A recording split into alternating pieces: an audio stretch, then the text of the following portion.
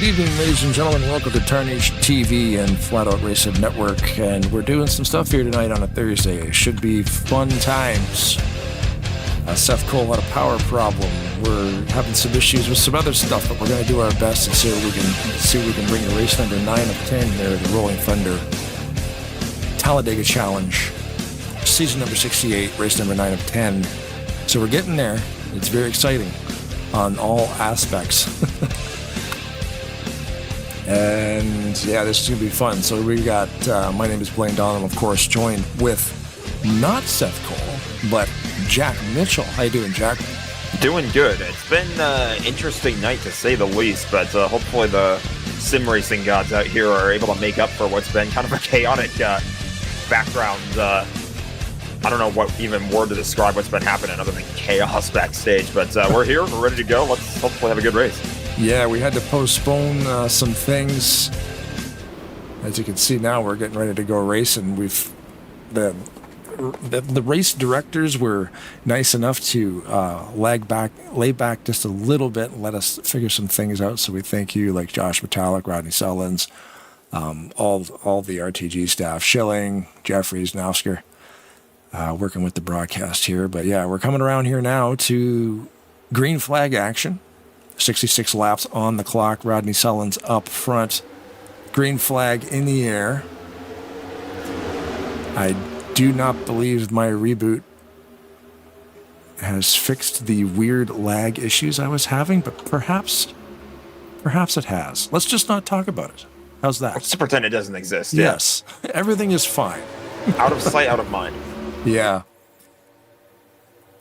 As you can see down there in the bottom right hand of your screen, the semifinals currently right now with the bracket challenge of season 68. So it's Despirito versus Carroll. Metallic wasn't able to even make the race last week, so he relinquished his spot in the bracket challenge. Didn't have enough time to get to show the point standings or anything, but as always, it's Rolling Thunder is super tight. Absolutely is. I mean, we'll go over it real quickly. Joe Despirito, the points leader, 323 points. Easy for me to say. Just ahead of Grant Wesley in second, who I don't believe is actually in the field tonight. I could be mistaken, but I don't see him here, so. No, he's not. You said Wesley, right? Yeah, Grant Wesley. He's not in the field. Mm-hmm. Yeah, full house tonight. Lotto qualifying. But it wasn't a knockout qualifying situation. They hit the maximum just right. Josh Metallic would be in second place in terms of the points. Or I guess third, I should say. That would make more sense, but second in terms of drivers that are actually in the field here tonight. In Knoxker in fourth, Mark Paglia fifth, Denny Carroll sixth. You got Ken Roberts, Bob Seminara, Jeremy Jeffries, Craig Hagley, Michael Norman, Brian Schilling, the top 12. And a pretty important race, too, here, with this being race 9 of 10 of the regular season. So only one race to go before we start the playoffs. So it's kind of a must-win scenario for a lot of these drivers that are trying to make sure that they can get their way into the playoffs. Yeah, because the way that they run the playoffs, too, it's like a chase setup. And where I got it here somewhere. So there's your whole chase format. Once this gets locked in, you're taking the top 8, I believe, right? And I love this graphic, too. I sniped this off the forum. Super helpful. Everybody obviously just keep on racing. I mean, these races are full week in, week out, but it's I like the points tracking playoffs, not so much the knockout style. So this is what they're doing this year. They're running, they bump everybody up to 1,000, all the guys that are in the chase, so that, nobody else can really catch them. But nobody's getting knocked out. You're not racing your heart out all season to make it into the playoffs and then maybe have one bad race and then you lose all chances. Because if some of these guys can string together a couple of wins, plus you get the halfway bonuses and all these other things, and all of a sudden that's out the window in like round 1, you blow a tire or something, and you're out of the playoffs completely. So it's cool that they go into a points tracking situation. I'm always a bigger fan of the let's just track points right to the last race. Because a lot of times it comes down to the last lap, and it's super exciting. You're like, oh man, if you could just pass 3 more cars and It's a nightmare for us having to do the math live in a race, but that's why we have Seth Cole. He's got the Seth Cole calculator. Knockout races are easier to call, but points tracking is always, I just think it's more fair. No, I would say so too, because you don't have any of those weird scenarios too, where it's like you have one bad race despite having a really solid regular season, and that's your entire season up in smoke. You don't want to have that one bad race kind of define your whole season. So, because there's always a chance to get back. You know, you get a couple of top tens, you're still in it, even if you had one bad race. Yeah, it's all about consistency with the format here. As cars, I think, are spinning. I'm seeing a lot of smoke in the back. In the back, yep. Looks like, yeah, there's, who are we missing there? That's a 7? Is that Cyber? Like Mangialardi's in the grass, spun around.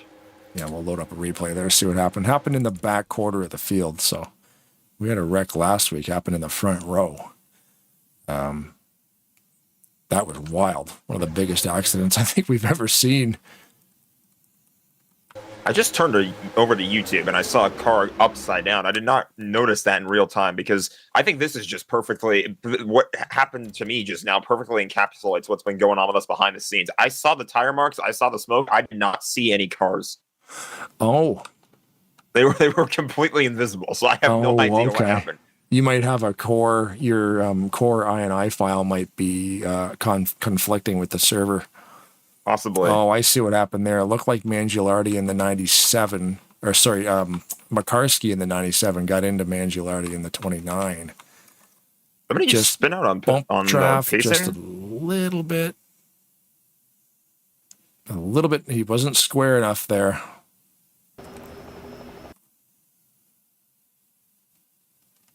Oh, man, who is that? Who's the... Well, that's Crivello. I was going to say 36 Crivello. I had to double check. Turner's there as well as Hagley. Crivello on his lid. Like good old NASCAR 2003. That'll probably flip right back over. Tires are super heavy. That's no fun. Oh, it looks like Crivello was forced to retire because of that, too. That's unfortunate. Yeah, that's a tough break. You say they early on in the going, too. They might have been wrecking on the pacing? Yeah, I thought I saw one car go around. I'm not totally certain who. I was looking at your screen just to get the replay there. Let's see if I have control over the drone. I do. Damage.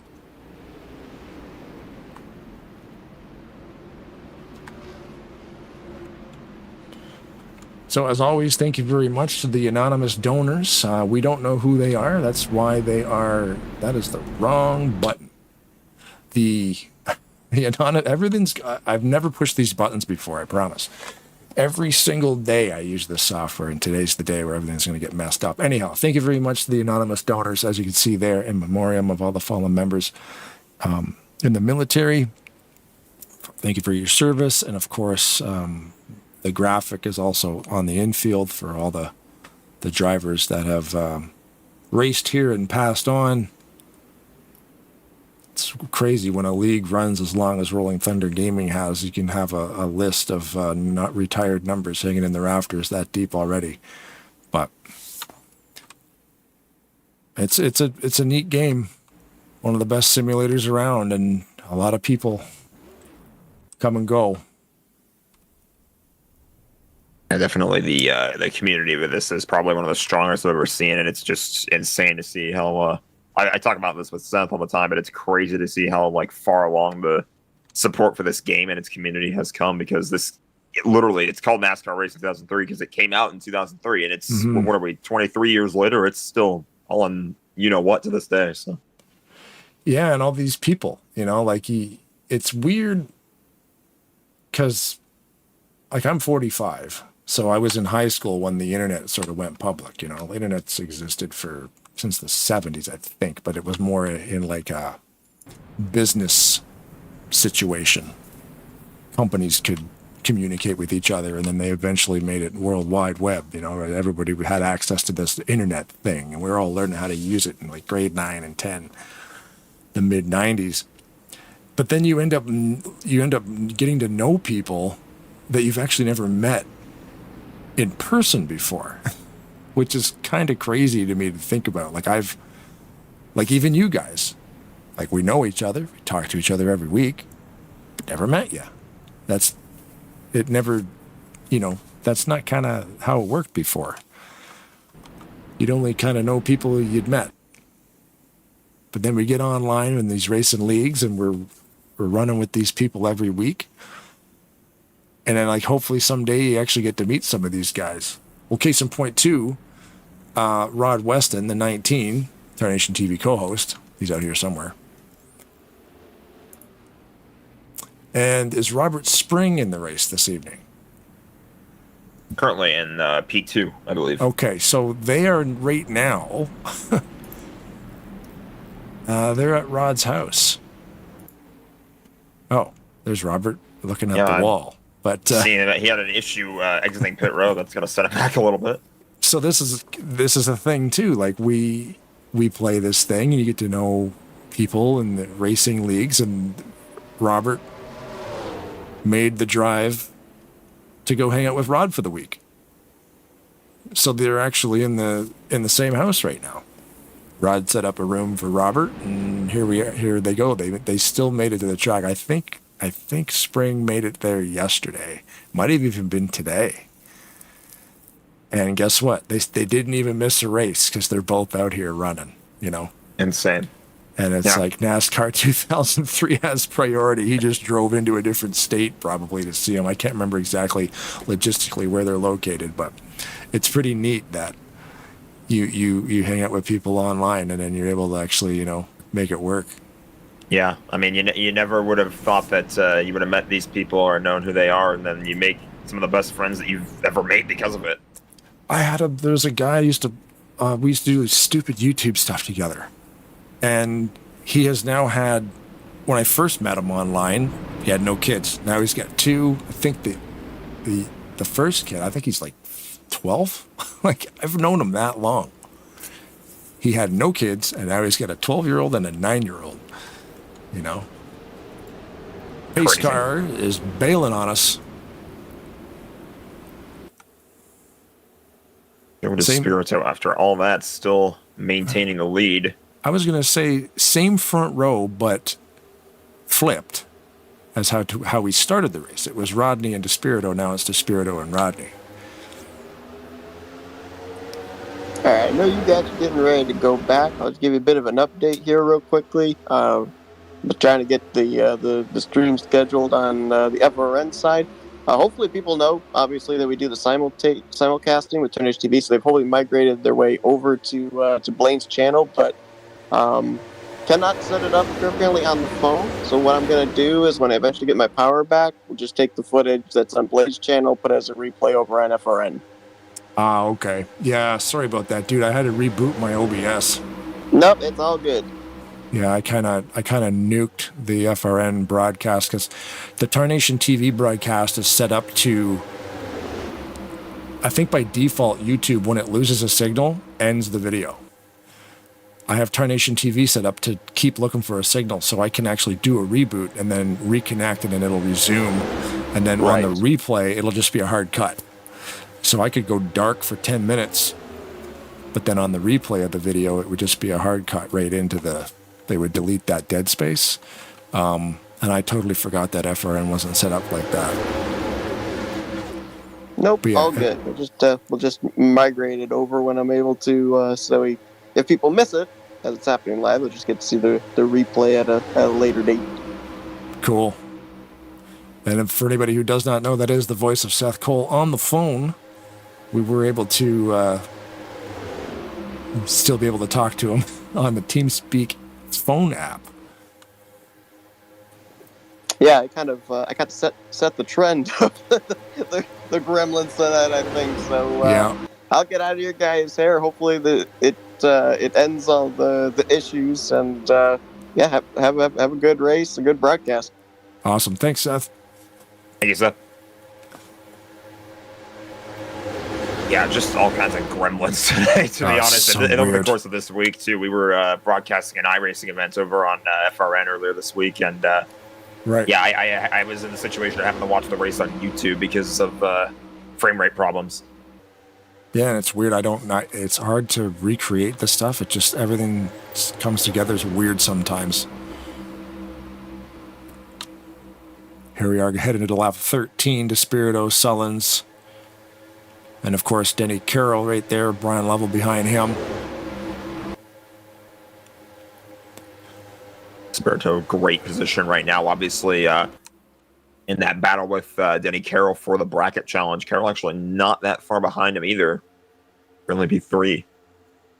I always love this stuff, the bracket challenge being what it is and how close, even though there's like 43 cars or like 40 cars on the track. There's a couple of broadcasting slots, obviously, but there's 40 cars on track right now. And these 2 bracket challenge guys, they're right next to each other pretty much.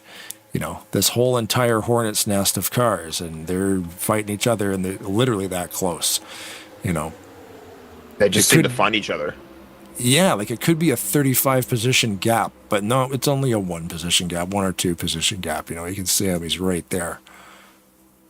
And there's so much racing over here at RollingThunderGaming.com. Like you guys said, they do an iRacing series. They've got the Aero 88s on Wednesdays. They're here at the Tally Challenge on Thursdays. The Bare Bones is Mondays, I think. Correct. How many? So those 3 I just mentioned are NR2003. How many iRacing leagues do they? That's just the one iRacing league. So they've got 3. They got 3 on the NR side and 1 on the iRacing side.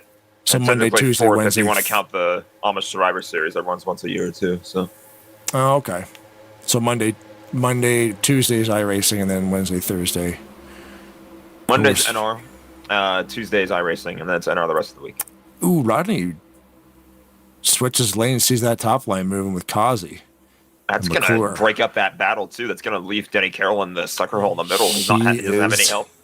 He is leaving the party quick. He just dropped about 10 spots. Uh-oh. Some cars making their way to that middle lane, going to try and get that momentum going. That'll briefly bring us to 3 wide, right near the front of the pack. Yeah, they waited for like Denny to get out of the way, and then they all moved down. But that helps Denny because now he's got that draft back. It's funny how you watch that thing, he's sinking like a stone, and then when they all moved down, oh boy, he was able to get that momentum back. Michael Norman in front of him there in the middle.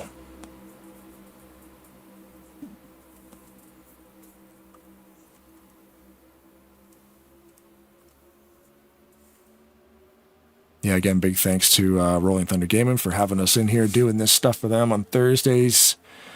Let me see the Aero 88 series on Wednesdays. We're going to be doing that one when the season starts, when the new season starts up in a month or 2.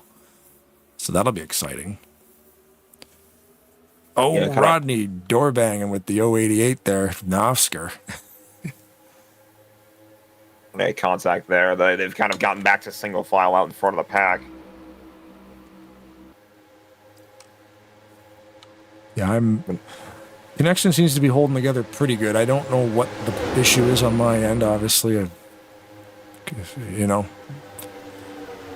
seeing little glitches. The viewers probably aren't even seeing it. It just drives me crazy because they pay us to do this stuff, and when it's not perfect, it bothers me. Yeah, I definitely feel you there, but that's just I don't know. Just we're doing it live. Not everything's bound to be perfect. You're gonna get an error every now and then. That's just live TV for you.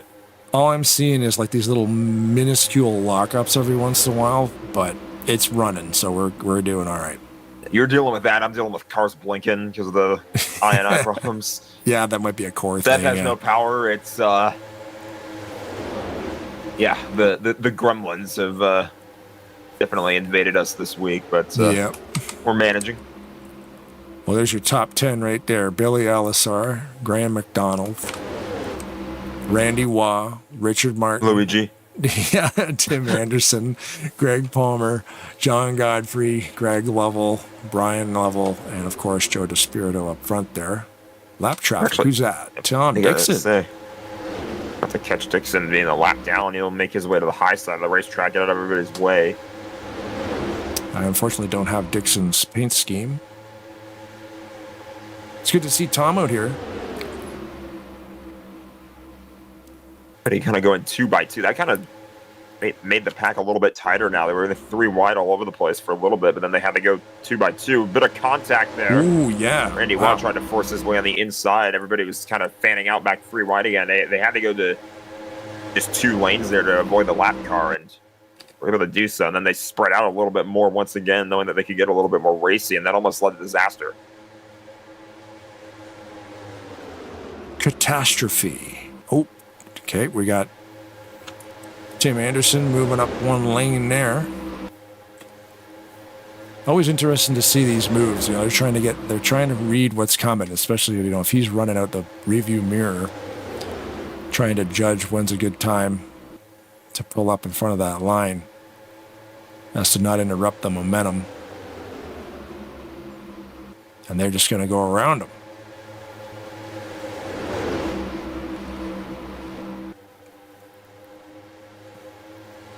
So the target for the pit stops is usually around lap 19, but we did have a yellow, so I'm thinking that's going to get extended probably into lap 25 or 6.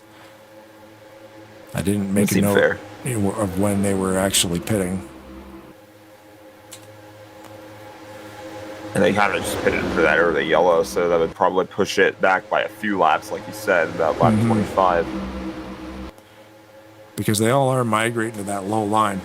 That's why I bring it up, because they usually do that about 4 or 5 laps before they're going to pit. So try to claim their spot. You'd think they're getting ready to pit, and then they're 3x3 behind everybody in the. That's the thing, yeah. The first 15 or so cars have got that low line claim there, so they're probably not going to do too much. Oh, who was that back there? That was Michael Norman. Okay, he got down on the apron. And as always, great heads-up play by everybody around him to let him get back in there.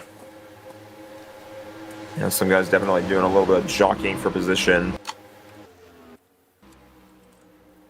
Barely avoiding disaster in the back of the pack right before pit stops. Yeah. I'll keep flipping to that camera there to see if anybody's headed down to pit lane. It's always interesting to watch the tire strategy here too at Talladega, because it doesn't really come into play, but you could probably go an entire race, 66 lap race anyway, without changing tires here. But if you're going to get gas, 2 is always a good call no matter what. I mean, I don't know if you could go 66 laps on tires. I mean, obviously, They would gas get rough. strategy would get you out in and out of your pit box a lot faster for sure. But I feel like you would want to have fresher tires, especially if we get like a late race restart. You want to have that advantage over some other drivers. I'm thinking too is if you're taking 2 cans of fuel, you might as well get at least 2, because it's not going to cost you any time. You're sitting there getting 2 cans of gas. That's more than enough time to get at least 2 tires. Yeah. Pretty much exactly my thought process too. You get to all that time on pit road. Yeah. Might as well actually help other parts of your car if you're just going to be sitting there getting fuel the whole time. Mm-hmm. Definitely looking like they are in pit stop formation, though. We'll see when they make the first stop, as they have to go 2x2 again to avoid more lap traffic. That's Turner on the outside.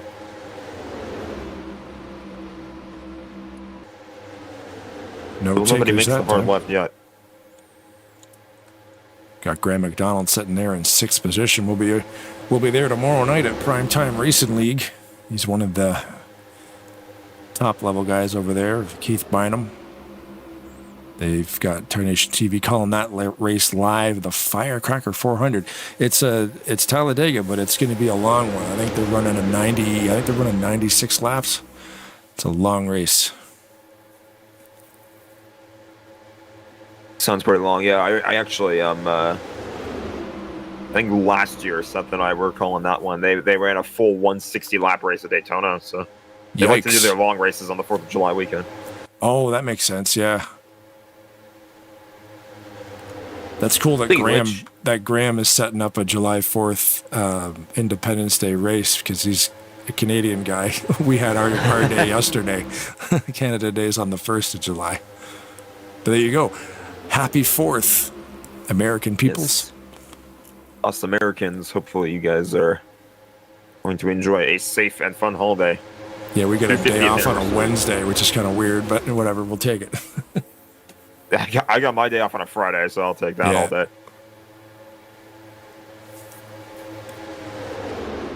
Josh Metallic getting that outside line rolling. There was about 15 cars in single file down there.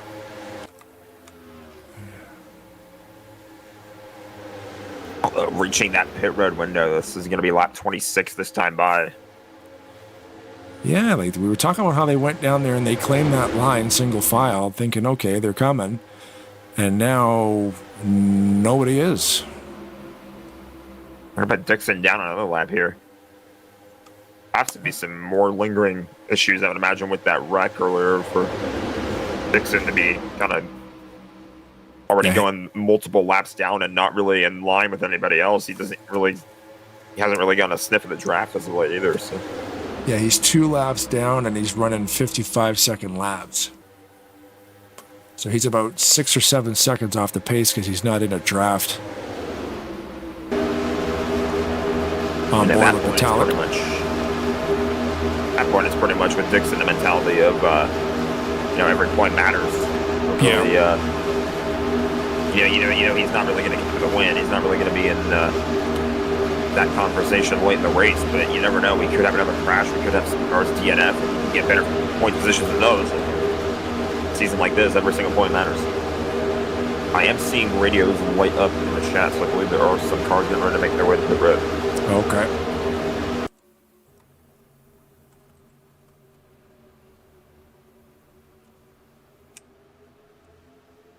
Angelardi's kind of there now with that heavy damage.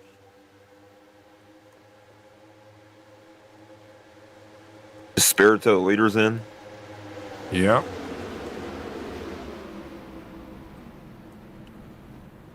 I can't quite tell who else. Might have had nobody spun on pit road, but somebody definitely was hot pitting.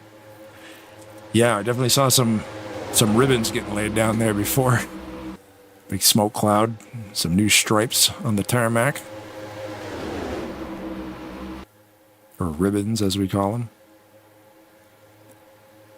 Brian Lovell right there, your current leader. Probably not far behind these guys, headed to pit road for some well-deserved fuel. Let's see if we got any takers. Probably the rest of them. Yep. Oh, my. Everyone. Yeah. That is boy. Stacked entry. Be very careful, Wow. guys. Almost had a couple cars go around. Good job by everybody. Oh, I was about to say. Rod Weston, at least he's not going after Michael Norman this week. No.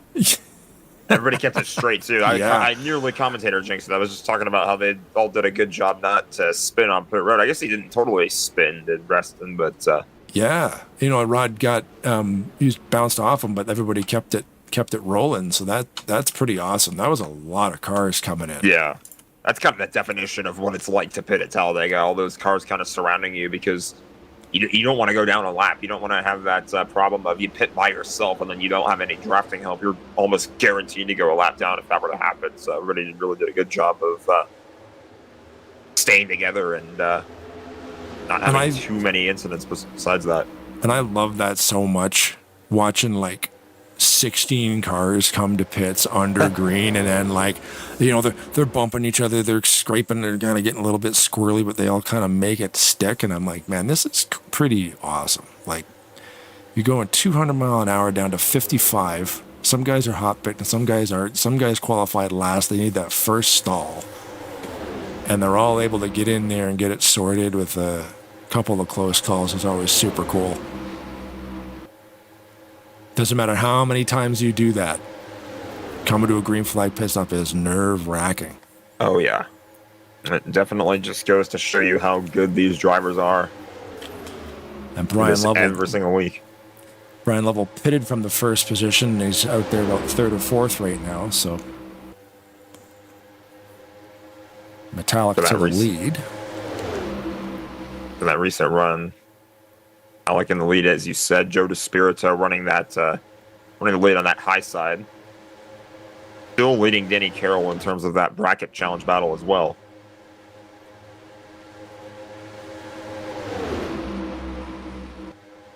DeSpirito so far with 25 laps led tonight. Metallic's got a couple. Lovell's got one. And so does Bernie Mobbs. So Joe DeSpirito out there is showing everybody how it's done.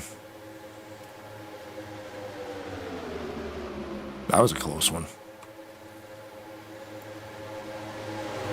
Metallic will get credit for that. But we got zeros on the ticker when it comes down to the 24. That's how close that one was. One other thing to keep in mind, too, I was just checking out the Facebook page and everything. No repeat winners so far this season. Oh, wow. Yeah, because last season, I think it was McClure that won 2 or 3 of them. I think so. I know McClure had won a pretty decent amount of races near the end, too. I was in the booth when we were calling that season finale, so... Yeah.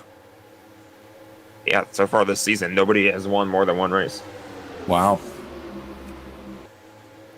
Oh boy, we got a car goodness. around. That's the 6.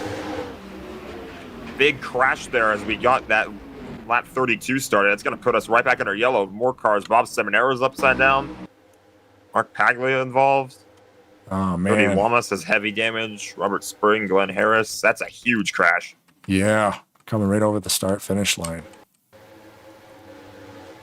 See if we can find a view of it here.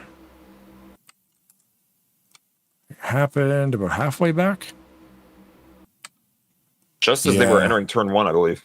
Yeah, just over the start-finish line. And then, yeah, the 6 of probably be Rawson. Yep. And I'm trying to find a good camera angle of that. It looked like it was sort of... didn't really get run into. It was just, again, not squared up with the bump drafts.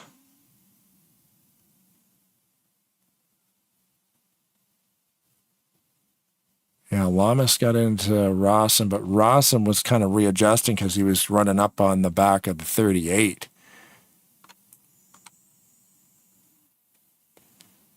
And then pretty much just had chain reaction from that point. Oh, Seminara going for a Oh, roll. man. That Shadow's on fire, 7-12. Hard hit for Cody Lamas as well, too. You can see he kind of hit both the front and the back of his car at the same time. Yeah, that thing looked demolished. Back it up and get a look at the 48.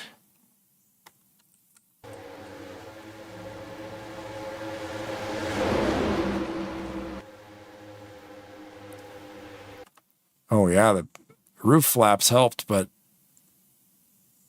yeah, he's in the meat grinder right there. He's right in that, like a tornado of cars. That's a lot of storm, damage. if you will. Yeah, a lot of damage on that 48. Oop, no, that's not a penalty. Wrong button again. Main, there we are.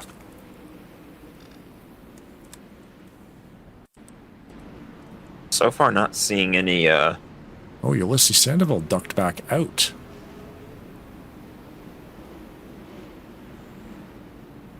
Oh, yeah, he faked out everybody on pit road there. That's going to be quite interesting. Got a handful of varying strategies. I was going to say, still outside of Pat McCarsky and Ravello, I don't see any DNFs yet, but I wouldn't be surprised if some of those guys end up bringing their cars behind the wall.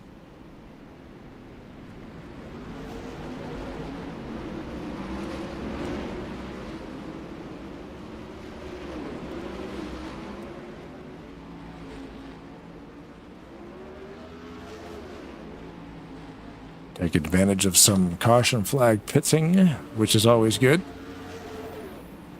You now take a quick look at the standings after 8 races. This is after last week's race. You get the Spirito in first, 11 points behind Grant Wesley, who is not here. So Metallic, Nosker, Paglia, Carroll, Roberts, Seminara, Jeffries, and Hagley are your top 10, all within 91 points to the lead.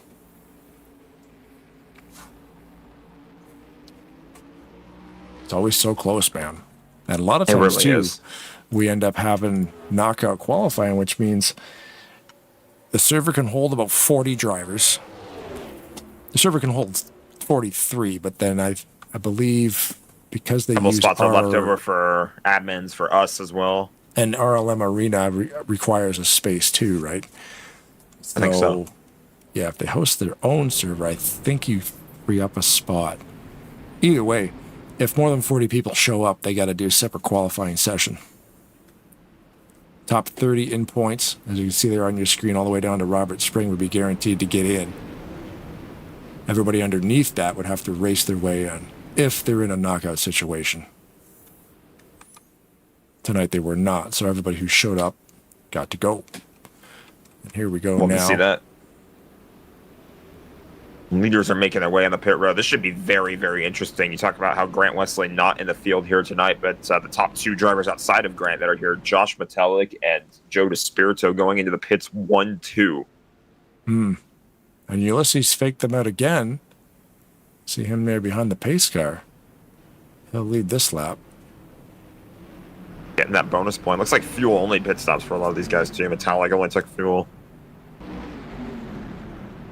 That makes sense. I mean, the lights are going to go off. You might as well come in and cram some more gas in it.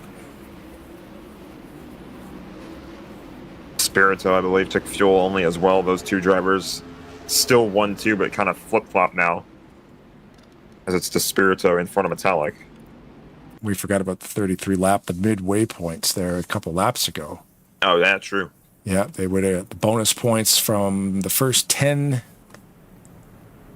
So that would be the reason that Ulysses guys were kind of faking in and out, because, you know, you get those halfway through the race bonus points there is a big numbers. You're just able to pad that point a little bit more, right? Like if you could technically get into this race, you could lead lap 33. You get the bonus points for that, the midway bonus. You then could lead the most laps and win. You're just getting optimal points. Like you're getting an astronomical, you're coming out of that race with an astronomical amount of points, especially with those bonus points are huge. A very cool change this season. It is definitely, we're not mincing words when we say every point matters, every single position matters, and that kind of consistency can really lead to good performance in the races overall and good finishes. I mean, that's kind of what we saw. We talked about Bare Bones earlier this week. I believe they were at Chicagoland, and they had halfway stage points in that race, and it came down to the wire. And ultimately, the drivers that made certain decisions when it came to that halfway point in the race, because I think we were under caution at halfway or something like that. And I don't quote me on that. I don't totally remember, but I do know that the drivers that had the race winning strategies ultimately were the ones that made the right calls on pit road when it came to those halfway points. And we're kind of seeing something similar happen right here. It's such a neat thing because every league's so different. I mean, even every series within the league is so different. Just more strategy for the driver to think about, right? Like, okay, I can go out there and I can win this thing. Okay, well, wait a second. How do I want to, how do you want to, like, pad your lead coming out with, okay, maybe I won't pit this lap. Get those bonus points and then see if you can get back up there, because it is halfway through the race, so there's still the whole other half of the race to work your way back to the front again. But do you relinquish track position to get the bonus points, and then you're kind of back there a little bit, so if a wreck does happen, you're more apt to catch some scrap metal. So you're thinking, like, all these scenarios are playing in your head, right? Yeah. You want the points, but the track position's more important because the win would still be better than. But if I can get the bonus points and the win, you're. Yeah. All these kind of like scenarios you're running around. Worst case scenario every single time, and it's like you just kind of have to make your decision and lie in your bed wherever you make it. So. And there's 40 drivers on the track with you, right? So it could literally happen. Yeah. So many different ways. Everybody's thinking the same thing too. All the drivers surrounding you are like all going through the same things in their heads. And we've run races here with no yellows. You'll have to figure out how to make, 3 green flag pit stops and find a way to the end without running out of gas.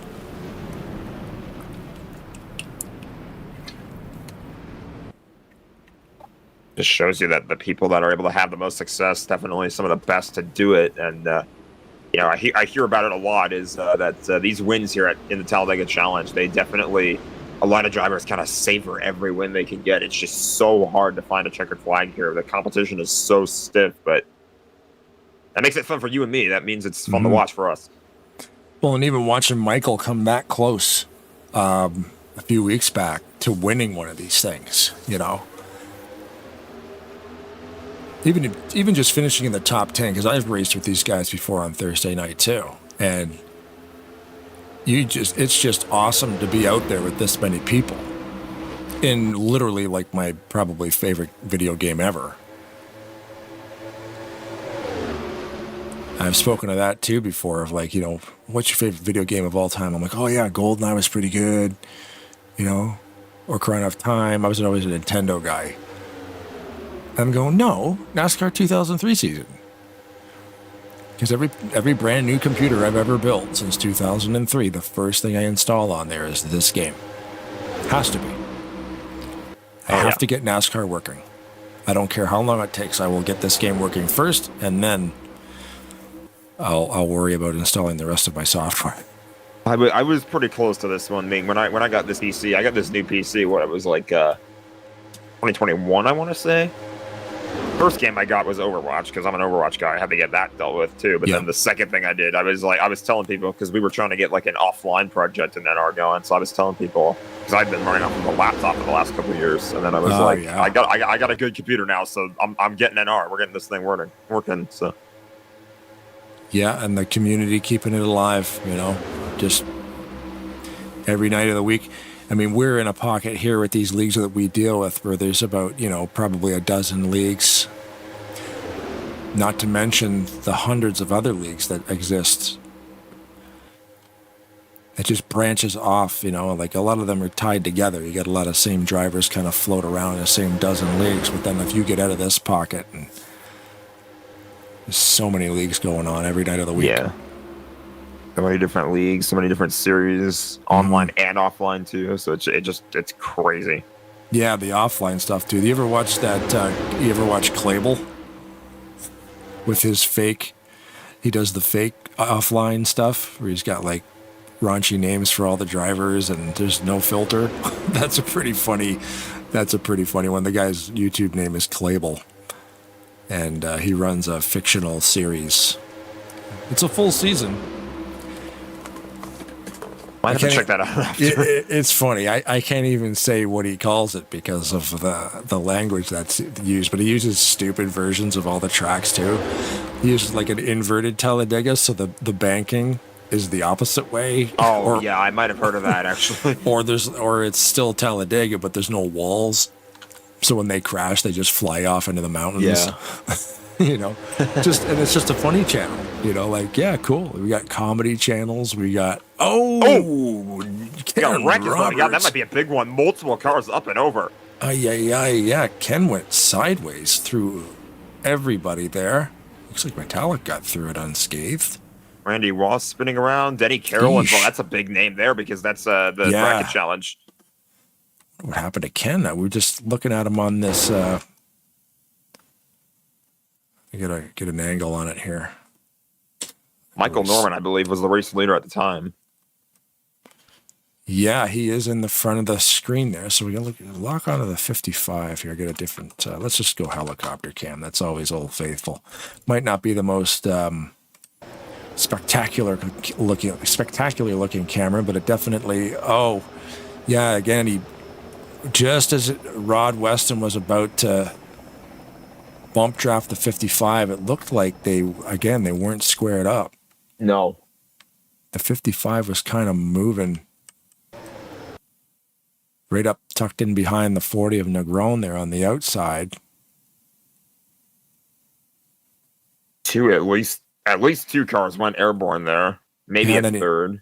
The 55 moved just as the 19 was gonna bump him, and then of course that that bump ended up not being square. That's a shame. That's all it takes sometimes. Just that one bump from behind, not square, as you mentioned, and Yeah. up into the wall and around he goes, and there's just nothing anybody can do. Yeah. Yeah, 3 cars upside down.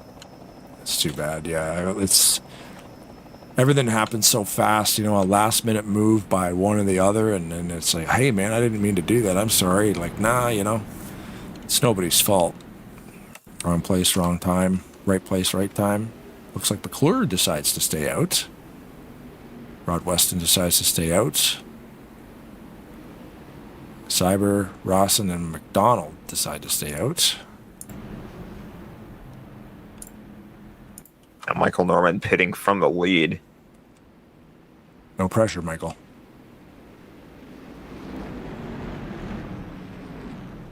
I would like to, once this is all said and done, get an update on Denny Carroll as well. Again, he's involved in this bracket challenge battle that we have going on right now, so that will set him back. I'm not going to say that it's necessarily over for him, because if he continues in the race, there's always that chance that Despirito could end up retiring. So I have to end up checking on the status of that 41 car.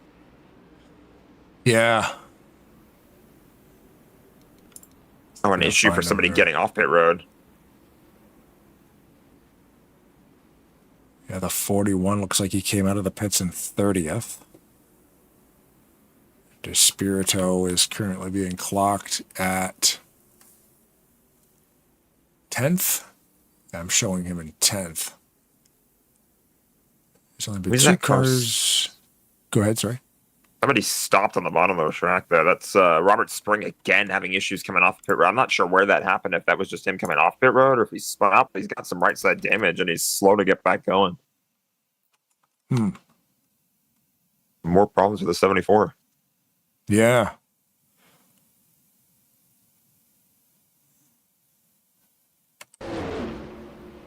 Again, it looks like... Well, again, Robert Spring is at Rod Weston's house. Oh. Yeah, he was coming in way too hot to the pace car there, pulling everybody at pace speed. Oh, yeah. Look like he contacted, was it Schilling? Number 4? That was Schilling, I think, right? Yeah. 4 should be Schilling. All those cars that just... a handful of cars that just stayed out during the first lap of the caution are now making their way down pit road. But yeah, Ryan Schilling might have some dents from behind, to say the very least.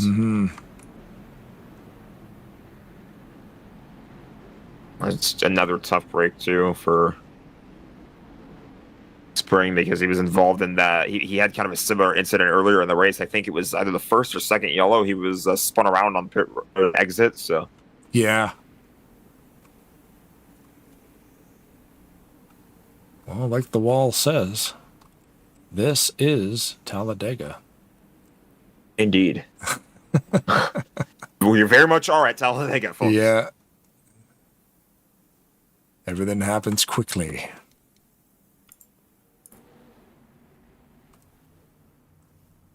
Yeah, so tomorrow we are at prime time.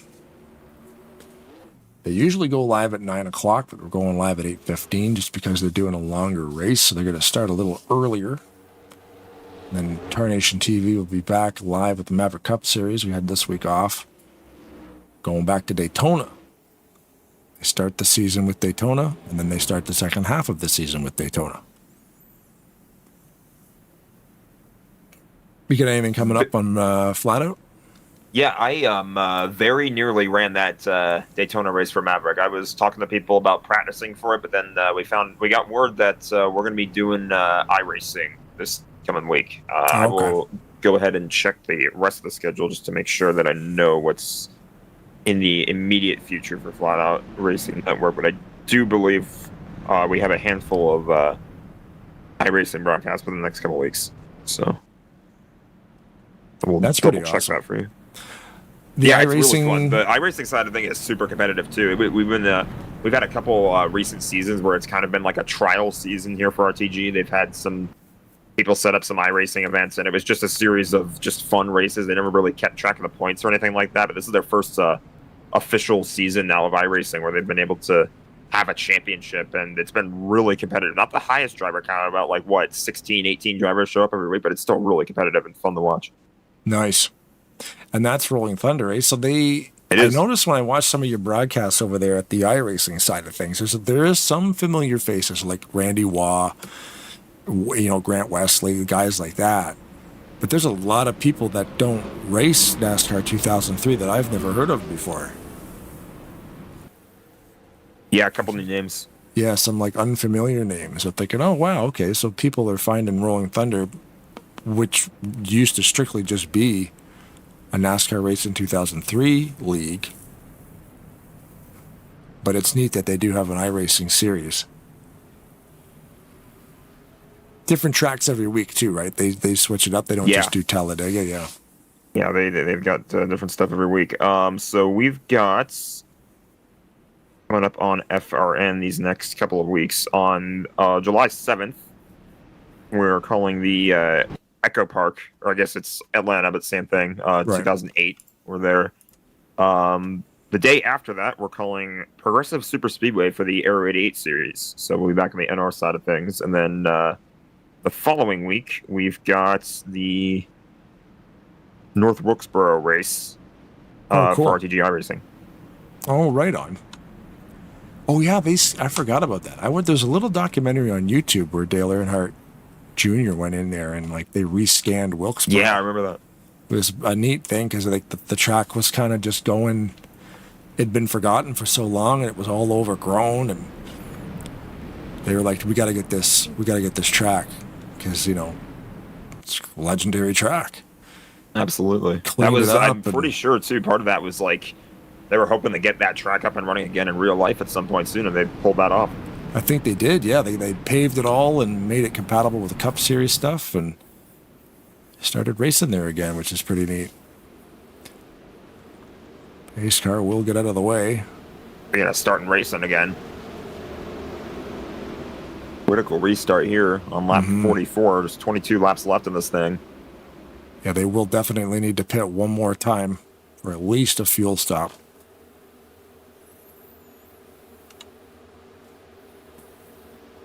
Nofsker and Sullins on your front row.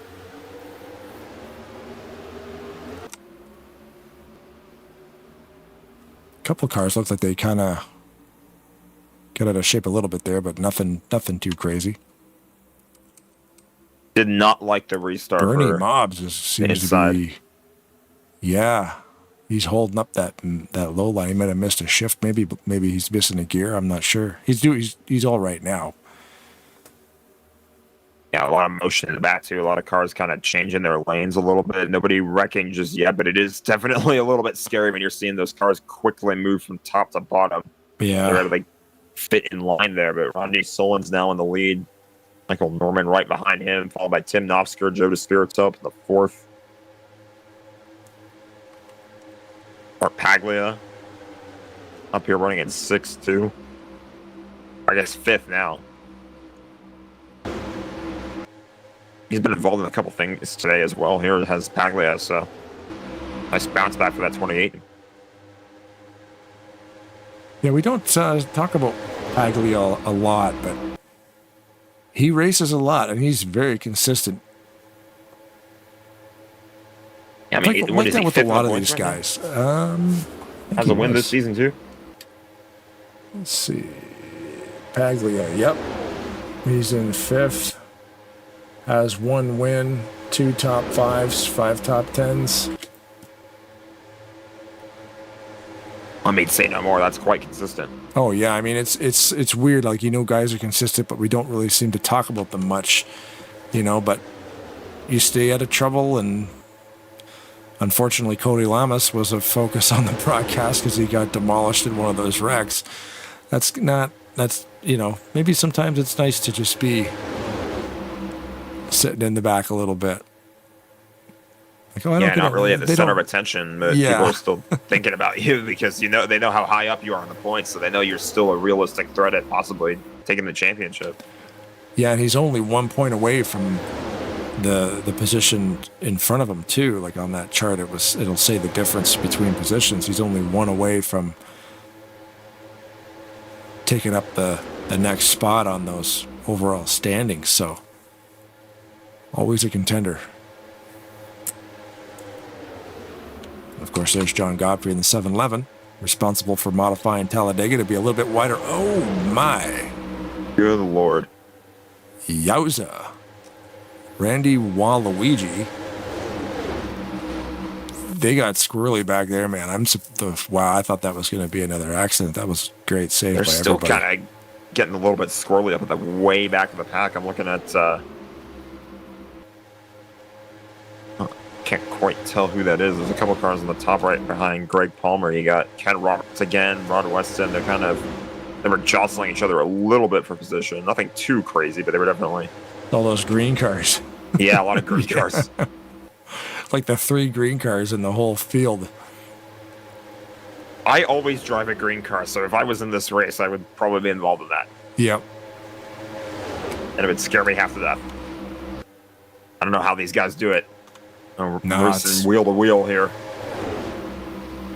It's a lot of fun. I mean, this track's such a monster too that it's just knowing where to be. Everybody up front making the right moves to get up there and stay there. But you know what I mean? You got to read those lanes. You got to watch that review mirror and see who's coming and make the right moves. But I don't like the bottom.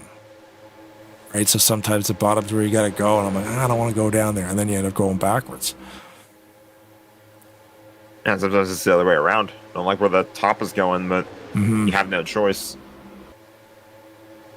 I almost have to have like a sixth sense about it. Yeah. And even with all the laps these guys log, most of them do have that sixth sense, but sometimes it doesn't work.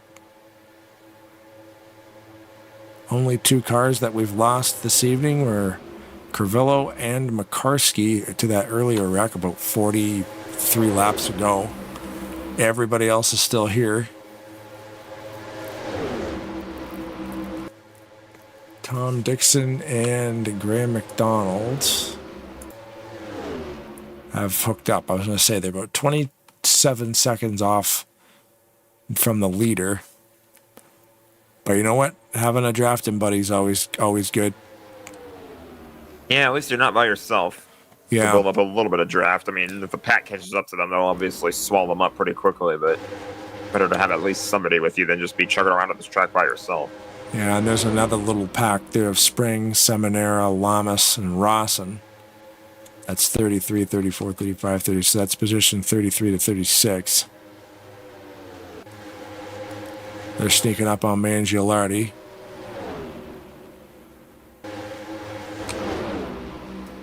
And then there's Sean Turner hanging on to the back of the main pack.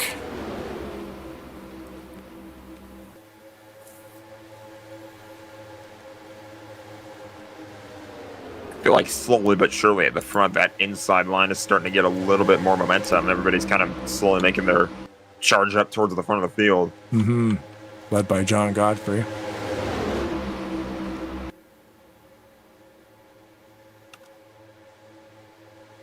Eventually, you'd have to think that some of these cars that are running right behind Solon's in the lead might be thinking about possibly making that move to the bottom if they get enough momentum and enough help. Somebody might try to use that to get around the 38, but if they try that, they're probably not going to try it until later.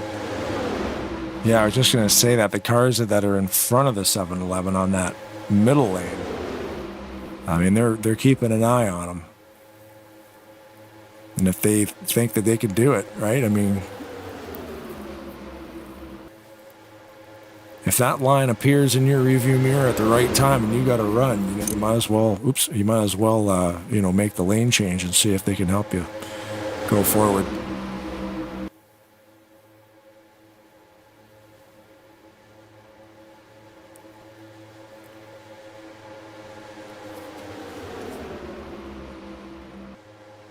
So again, we'll show you what the chase will look like. A little graphic there, stolen from the Rolling Thunder Gaming forums. Regular season champion receives 5 bonus points. Each regular season race winner receives 3 bonus points per win. Points carry over, points accumulate, 5 races in the chase.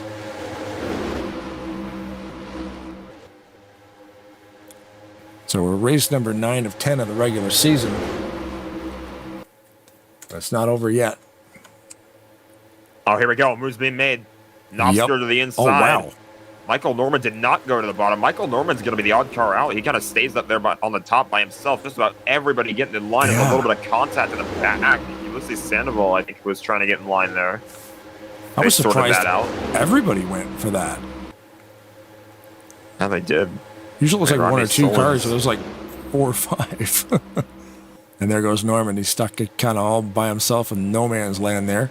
Yeah, I mean, the biggest loser and all that, I feel like, was Michael Norman because he didn't make the move with everybody. I think they're just trying to make this move now so that they can have the best possible chance of getting out of the way of those lap cars on the top. But the fact that Norman didn't go low with everybody else, he kind of just lost out on all that track position. And now he's going to have to fight his way back to the bottom somehow because now it feels like the bottom has all the momentum again. Last time by the stripe, Norman went from 2nd to 11th after all that happened. And you'd have to think that eventually the top is going to get,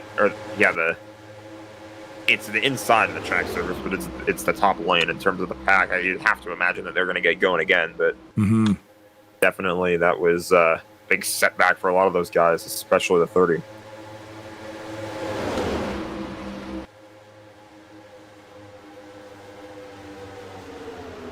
Craig Hagley and McClure in the mix here. They were involved in some stuff a little bit ago, but obviously nothing too catastrophic.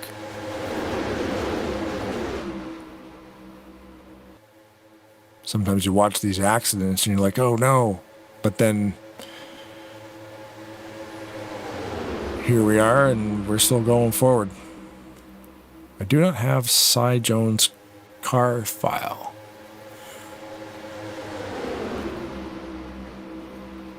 The number 7 is just a generic Kellogg's paint scheme. I'm guessing if I could see Cyber's car file, it would probably be a Sunoco yellow and blue car. Probably. Tends to run those cars every week. Yeah. Craig Hagley, man. Pushing the 00 of Kelly Causey to the front.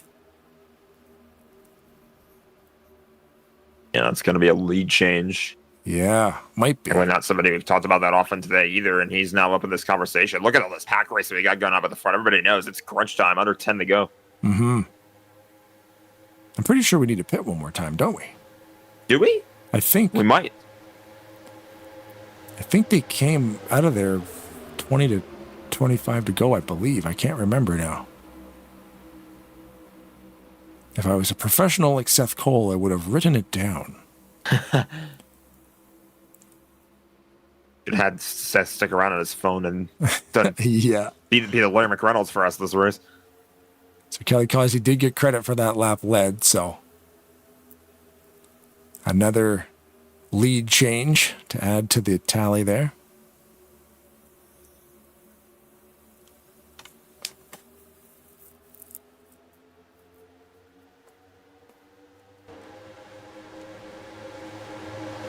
Oh, here we go. Cars making their way to pit road. Yeah. You were right. They did have to pit one more time. And now this is kind of where all the madness really begins, is when do these drivers feel like it's the right time to make their way on the pit lane? Yeah, because I'm pretty sure, we were in the 24, 25 range. Nobody could make it from that last pit stop to the end of this race. And now we talk about it every week. The money stop is always the last one, especially this is very deep into the race. You're only going to have 5 or 6 laps to figure this out. There's no room for error here if you want to go somewhere with this. I mentioned Seth being the Larry McReynolds for us possibly on his phone, and we'll say his name and he appears. No, he's not Joe Hendry, but he's here now. I heard a request for a Larry. Oh man, we're doing final pit stop round here with about 6 laps to go. So things are getting gnarly.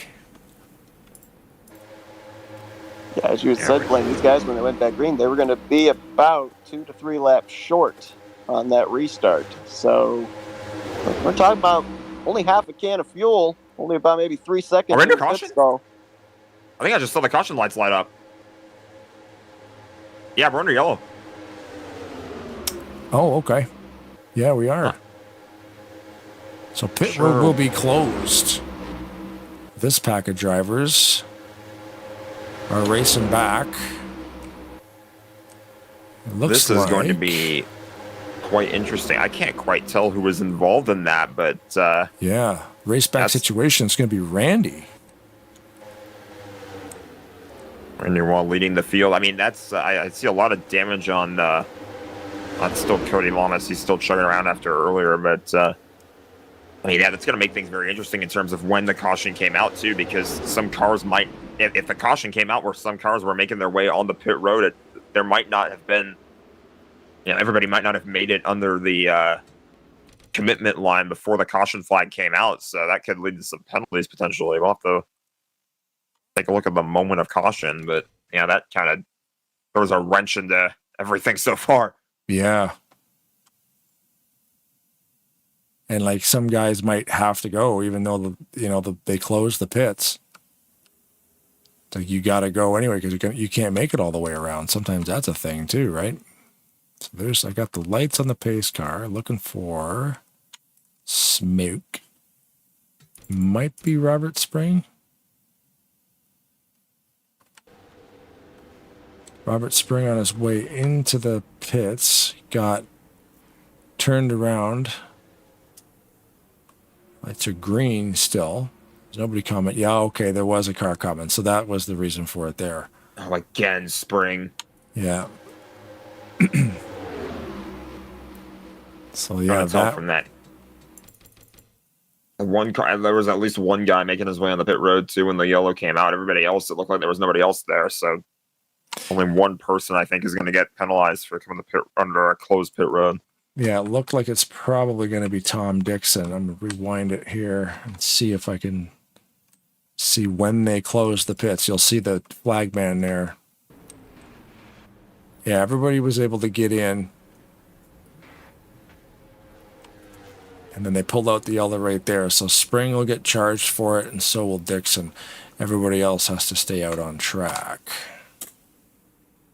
But then I'm going to find interesting here, too. I'm watching the broadcast here, and there was a couple of cars, part of that group, actually, you were talking about, that were on pit road just around the time that caution flew that were under 15 to go, so it's race back. And I'm not certain that a bunch of those drivers that pit, if they got off of pit road before the leaders came around, it's going to be interesting to see who gets scored the two lucky dog drivers. Is it going to be drivers that were out there on the track, or maybe some of those drivers that pit maybe got trapped a lap down once the leaders came around to get the yellow?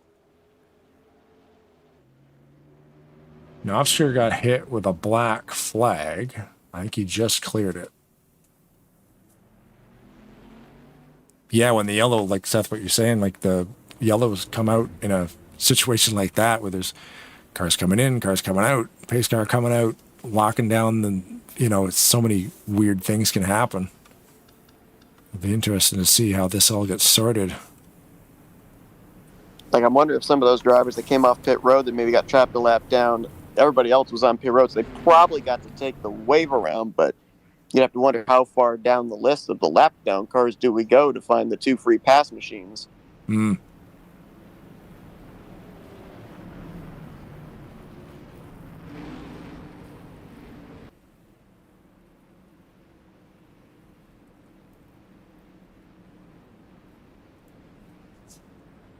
Looks like there's a bunch more coming. Yeah, I think there were. Probably. It was probably the drivers, I would assume, that were planning on going to pit road anyway, but their strategy was interrupted by that yellow flag. Yeah, I think those guys are mostly lap down. It was Seminara. Yeah.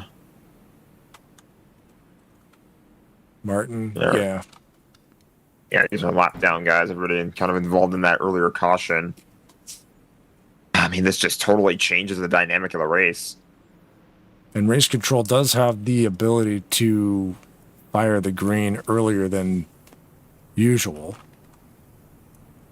So we might see the lights go off next time by.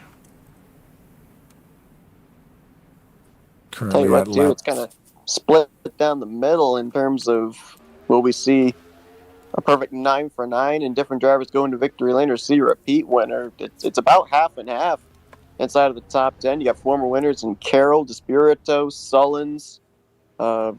Then you've got Randy Waugh up there at the top of the board, Sandoval, both Greg and Brian Lovell. So we've definitely got the candidates up here to extend the streak to 9, but there's also a lot of guys up here that have been able to find some recent success with victory lane that could be the first repeat winner on the season.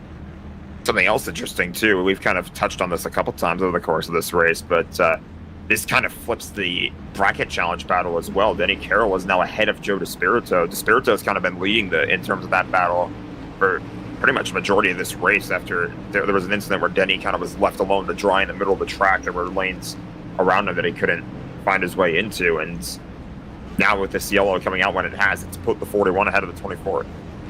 And you brought a point back when Denny was involved in that wreck.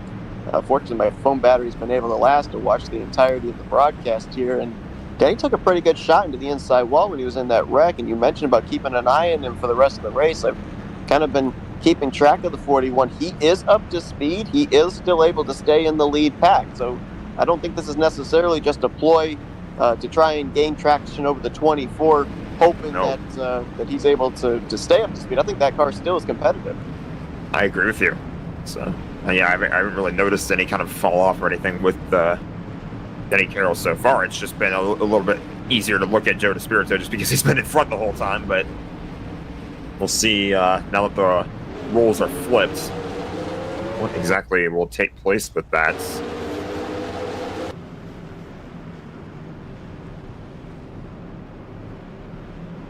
It's safe to say that when we do get the restart, we will be hitting the point of no return. You mentioned, Blaine, about that ability to expedite the cautions. I think we're probably going to be going green with 2 to go.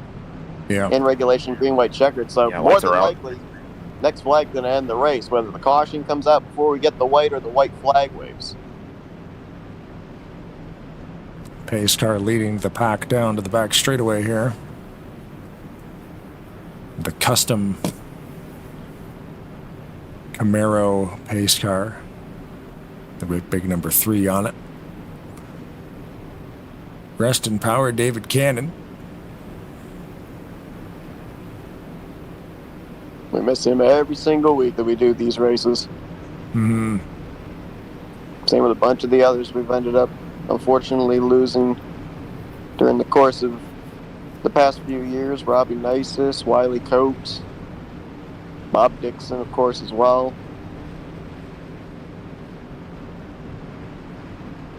Yeah, unfortunately, the banner on the infield tends to get a little bit longer every once in a while.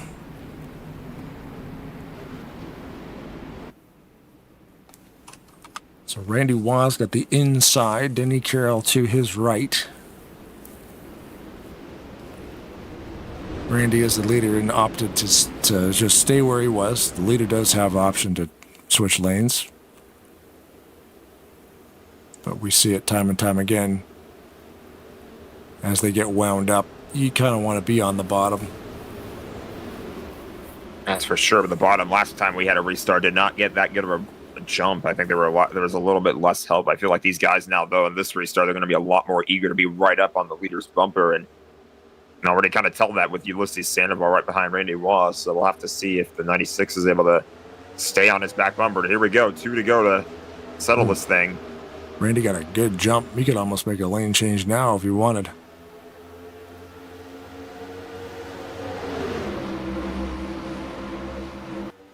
Mentality, I feel like, has to be, obviously you're battling for every inch of the track that you can get, but at least keep it clean through this lap, and then all bets are off once you see the white flag, but at least take the white flag first. Mm-hmm. Look at how... Oh, the 41 got shoved out of the line. Yeah, I was just going to say, yeah, he got moved. He might not be able to keep speed. He's going to lose this whole pack and immediately, again, flips the bracket challenge battle. But Yeah. here we go. White flag this time by.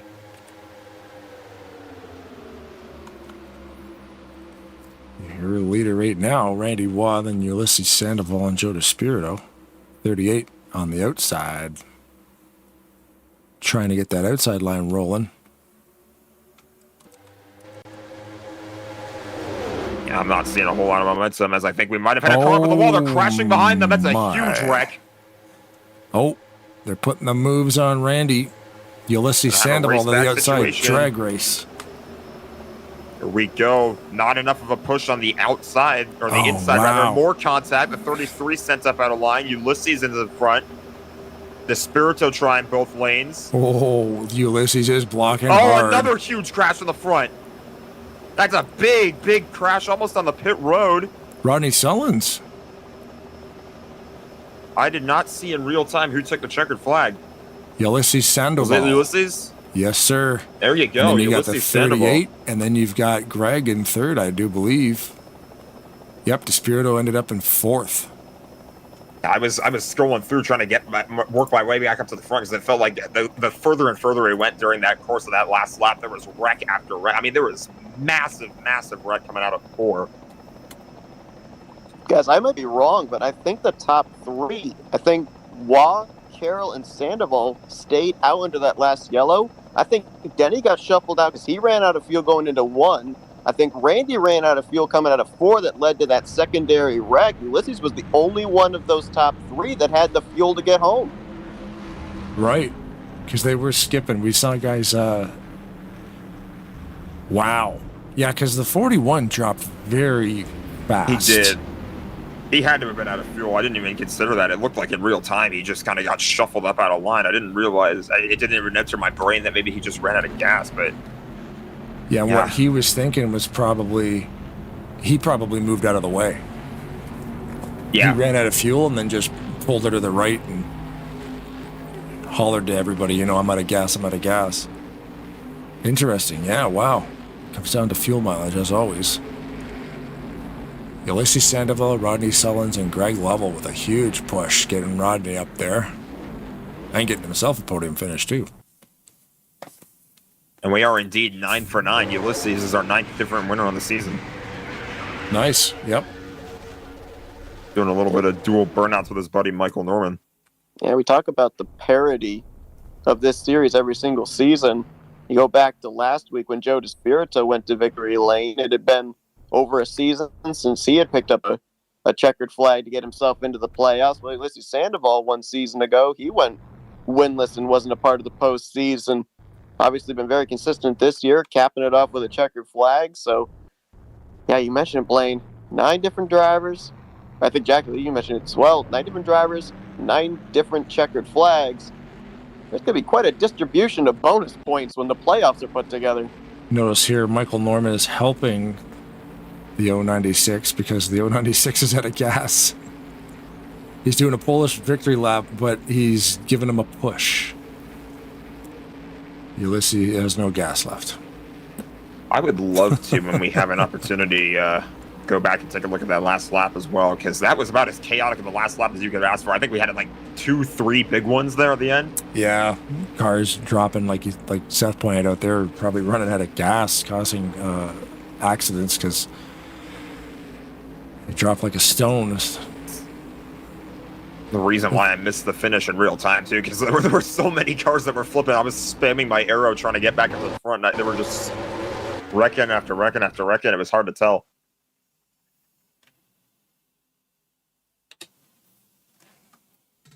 Well, awesome race. Always ends up being an awesome race. What's up, guys? Race.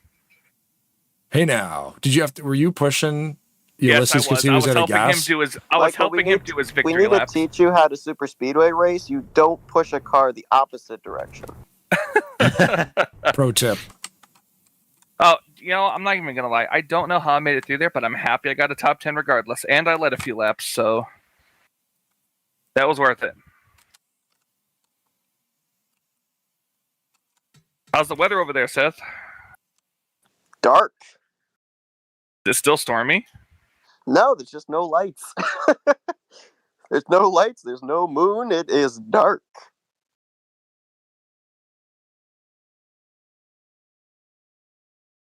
Well, that was a heck of a good race. Who was it that finished top 3? It was Lovell, Sullins, and Sandoval? Correct. Correct. Okay, well, you know what? Let's go ahead and get started. Seth, because I know you were, they asked you to come up here, so let's get started with Rodney. Rodney Sullins bringing it home second place here tonight. Got a front row seat of just about everything in front of you, just everything behind you as well. Top 5 for pretty much the majority of this race also, but it seemed like for at least the top 3, some fuel concerns. How aware were you of that situation, and how did that play into the moves you made late in this race?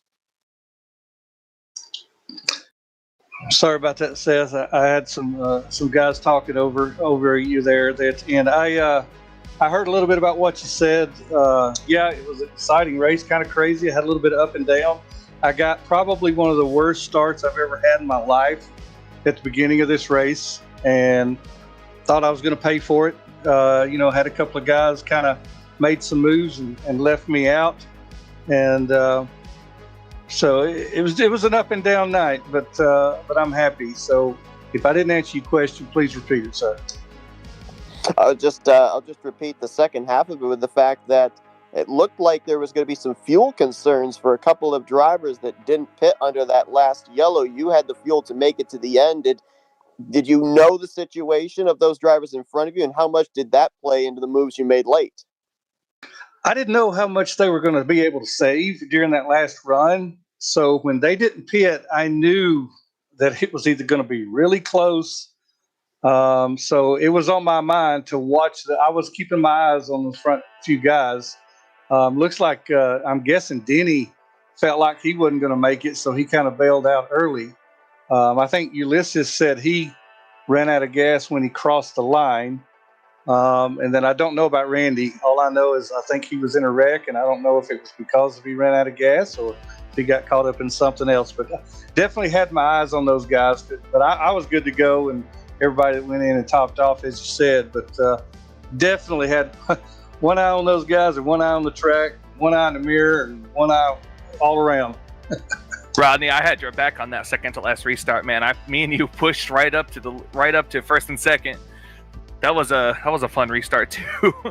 Yes, yeah, I appreciate that.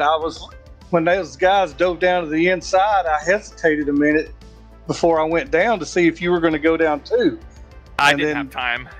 Okay, I didn't know. I thought, well, maybe he just doesn't want to go to the low line. So I hated to leave you up there, because after I went down, I looked in my mirror and it was pretty much you and nobody else is what it looked like. So I hated to bail on you, but I didn't. Hey, that's I didn't know racing, you. man. Well, if a guy helps me and stuff like that, I try to repay when I can. Sometimes you have to do what you got to do. Yep. Hey, I still got a top 10, so That's a good thing. You mentioned about earlier in the race kind of getting shuffled a couple of times. You were one of, I think, 3 former winners that were up there in the top 10 for that final restart. Obviously, a lot of other drivers trying to find victory circle with the playoffs looming and everything. You're up there trying to get more bonus points, be a multi-time winner this season. Do you think that being a former winner this season kind of led to you getting put into situations where you were left out to dry? Do you think that's going to maybe roll over into next week when the desperation of drivers trying to lock themselves into the playoffs ramps up a little bit more? And what contingency plays can you make to counter that? Yeah, I think right now people are just, especially with that halfway, people are wanting to get those points, and they're making moves that, they don't normally make to get themselves in position for that. So I think that's brought a little bit more of excitement in the first part of the race. The latter part of the race seems to always have that single file run for a little while until it gets to the end of where it's the money falls. But it was exciting. I think some of the guys that made their moves and stuff on me were previous winners. So everybody's just pointing out to where they're trying to get everything they can get, because if like myself, I haven't done a very good job of getting the mid-race points. So I'm getting my butt kicked there. So I've got to get all the points I can get with the finish. And I was 30th in points about 2 or 3 weeks ago. So I've had some things fall my way and haven't done anything to myself. But that's what it is now. I mean, we're not really going to have the stages anymore, or the cutoff anymore. So I think everybody's just getting prepared to get everything that they can get, because that's what's going to take to win it. It's not, you got to beat these 8 people, 8 drivers to move to the next round. It's every single point is going to matter from the start of the playoffs all the way to that final checkered flag. So I think everybody's just preparing for that mentality. Yeah, I think that's a great call. As you mentioned, no elimination rounds this season. It's going to be all about consistency across those final 5 races of the playoffs. Everybody trying to squirrel away every point they possibly can, give themselves a nice little cushion once that reset begins in a couple of weeks' time. Well, Rodney, a great run for you tonight. I mean, no, not the victory, but still some great momentum with 1 race left to go here in the regular season. You mentioned about where you were positioned in points about 3 weeks ago. Huge difference going forward here with only 1 race left to go until the playoffs begin. So solid podium here tonight for you. Congratulations. And we'll give you the opportunity here now for some thank you sponsors and shout outs. Well, thank you, Seth. It's good to see you in the booth. I'm looking, since you're on your phone, that you haven't got power back, but I guess you at least got to watch the race and enjoy it. But good to have you out here tonight, and with Flat Out Racing Network and Tarnation TV with Blaine. Jack, I'm looking forward to listening to it. Kyle, we didn't get to have you tonight. Michael's up here occasionally, but thank Tarnation and Flat Out. This is awesome. I can't wait to go back and watch this one. Should be a fun race to watch. I want to thank RTG, the owners, Prime, Jeremy, Josh, Sheck, all the admins, all the drivers here at RTG, Josh and Tim, co-admins on Thursdays, still letting me hang around. Good job, you. It was a good run there at the end, Greg, pushing there. I thought we might get up there, but I think he finished 3rd. So it's a good run for him. But RPM teammates, Black Rifle Coffee, Andy's Frozen Custard, Havana Brisa, Wickers. I want to thank our donor for these broadcasts. All he's asking is that we think about the fallen, our drivers, our military personnel, and I think that's a great thing. We miss Bones. Man, do we miss Bones. Shout out to Dad, my cousin Eric, and Kevin. Hope you guys enjoyed that race. Love you guys. Thank you. That's Rodney Sell in 2nd place here tonight in the second to last race of the regular season. Some great momentum built up for the regular season finale and in preparation for the playoffs. Best of luck next week as you get ready for that playoff push. Thanks, guys. Appreciate it. Have a good night. That's Rodney Sullins. See if we can that was my bad. I accidentally thought, for some reason, my dyslexic brain thought that he finished 3rd. So let's get the actual. Going to get us 3rd place? Yeah, the actual 3rd place, which I believe in a weird order here, was Greg Lovell. Yes, indeed. Let's see if we can dial him up. Greg, the guys up here in the booth got a copy. Yeah. Hey, just so you know, my dyslexic brain thought you finished 2nd. That's why I accidentally skipped over you. Well, the podium nonetheless, though, Greg. A great run for you here tonight. You've been close to getting that victory this season, but the consistency has definitely been there as well, continuing to make a case for yourself to at least point your way into the playoffs. But, I asked Rodney just moments ago, you were one of the drivers that knew you were able to make it on fuel. A few drivers ahead, kind of questionable. How much information did you know about what those drivers had in the tank? How much did that play into the moves you made? So that way, if they all ran out of fuel, you'd be the one out in front coming back to the checkers. Well, I knew Rodney could probably make it. I knew Denny and Randy didn't pit, so I knew they was going to be on fumes going into 3 or coming out of turn 4 on that last lap. So, because they didn't go in and pit that last caution. So I knew they was going to either run out or going to be close. I think that's why Denny got up out of the way early, because I seen him move out of the way. He was up on the high side, up in front of Rodney, and I seen him go high, I was like, "Where's Denny going? You got damage or something?" And I thought about it. I said, "No, he don't have enough gas. He just wants to get out of the way," which is that's a smart thing, man, to do. You know, it's a respectful thing to do, and I thank him for doing that. Yeah, something that unfortunately I'm a little remote right now. Been having some power issues before you guys end up going green. I'm not able to have the points right in front of me, but I do recall that you were up there in the standings. So a big thing we'll be talking about next week in the regular season finale is drivers and their positioning to the 16th in the standings cut line. I think it's pretty safe to say, from what I remember, that you're going to be well ahead of that cut line, safe to point your way into the playoffs. I mentioned about the fact that you've been in the conversation for the victory multiple times this season. Knowing you have that cushion, and there's 3 bonus points available if you have a win in the regular season going into the playoffs, how much more does that motivate you for next week's regular season finale, and maybe make you a little bit more aggressive in the moves to get to the front, stay at the front? To be honest with you, Seth, I think I'm just going to keep racing like I've been doing. I mean, it's been doing great for me. The strategy that I've been doing, I've been trying to just run the bottom line and stay out of trouble, you know, because the center lane, and if you try to make a third lane and you're up there with 7 or 8 cars and a wreck happens, man, you know how these tracks do. The cars go up the track. So you're going to get caught up 95% of the time. You're going to get caught up in the wrecks. So what I've been doing lately, I've just been riding the bottom until the end, just to be able to go to the apron to miss wrecks. So I'm just going to keep doing that and doing what I can. And I moved up 4 spots in the points tonight. After bonus points, I might move up further. So we'll see. Yeah, I like how you talk about that strategy of just trying to make sure you're in the right place at the right time to avoid the chaos when and if it happened.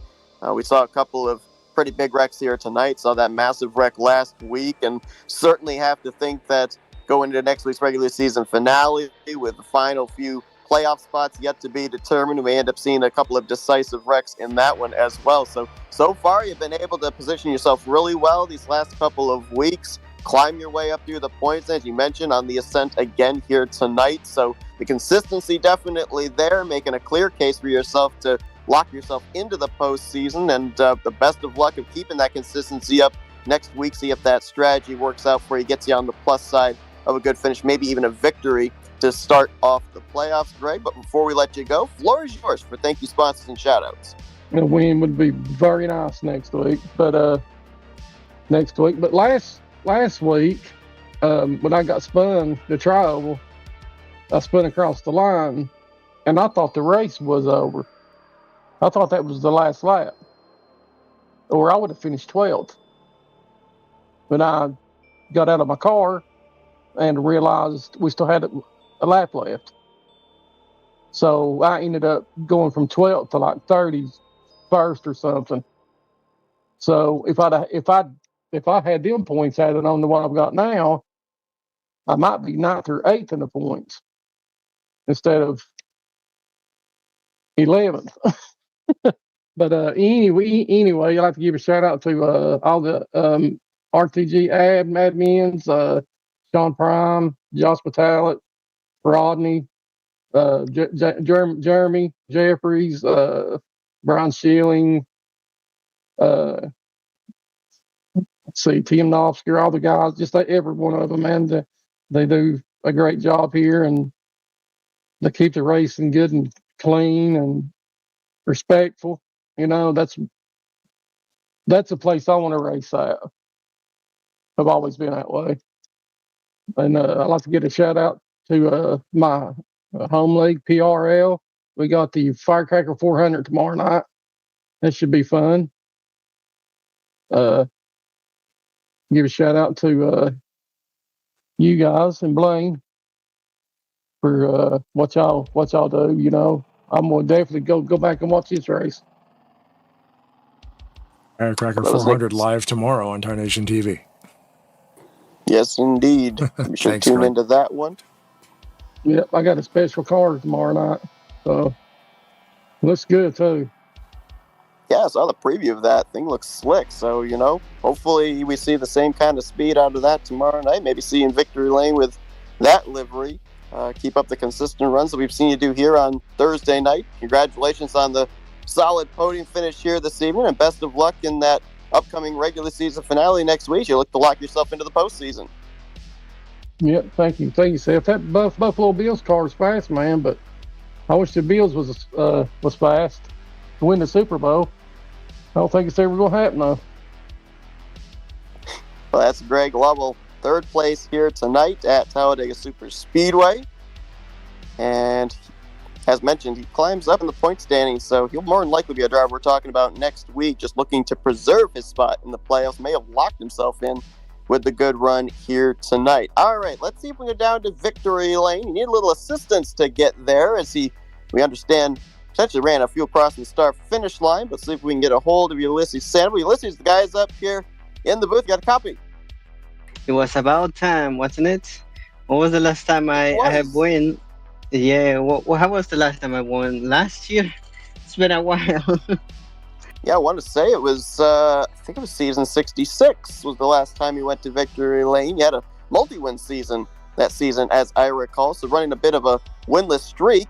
Last week, we saw you with no back end, but this week, we saw you with a race car fully intact. The fuel tank that we saw last week, a lot of question marks on what was inside of that tank in the closing stages. Now, I know that I shouldn't be surprised. I've raced with you. I know that you love to be outside the box when it comes to fuel strategy, but we saw Denny run out of fuel going into 1. We saw Randy run out of fuel coming out of turn 4. Was there any point you're looking at your dial and thinking, oh boy, I don't know if this thing's going to make it? Well, what did I tell you Monday? I'm the fuel guy. Well, let's forget about last week on this same race last week. That was just a gamble, a desperate move, and I really was not a smart thing to do. Just be like short with no gas, just thinking there was gonna be a caution and running out of gas and brake. This was different. This time I really to have something about fuel strategy. I knew I had more fuel than some of the guys what I was racing with before we pitted, and when they were gonna pit, I was for sure take less fuel than that. I was confident that I was gonna have at least a huge advantage when we exit off pits, but everything changed like always, like for a caution, and I thought Danny and Randy were good on gas too. I mean, they pitted the last time we pitted. They pitted a lot before I did, so I knew they were a little short. I didn't realize that they were short on gas. I was surprised that Denny left. Left the lane. I was like, is he gonna make a move or something? And I just saw him fading. I really didn't know at the time what was it for. And now I recently found out that it was because of fuel. And whereas for Randy, I really didn't want to make a move on him. I really expected him to be with me. But if I stay with him, I knew that the outside lane would just get away with one. Would I win once again? Because last week I tried to go out with the high side lane, and everybody just went around me.